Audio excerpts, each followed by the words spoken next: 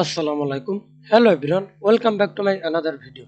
In this video, highlight the active row and column in Excel worksheet with one click. Then select your cells. Control A for automatic selected all cells. Then go to conditional formatting. Click select new row. Select use shape formula to determine which cells to format.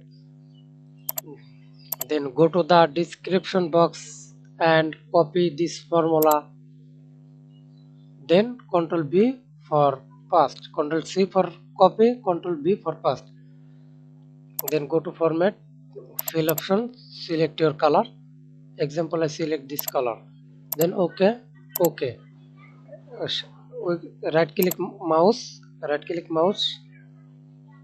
click view code and click general, select worksheet.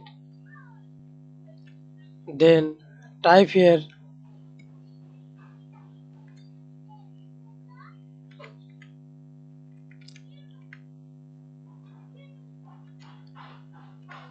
target dot calculate, double click, then cross this here.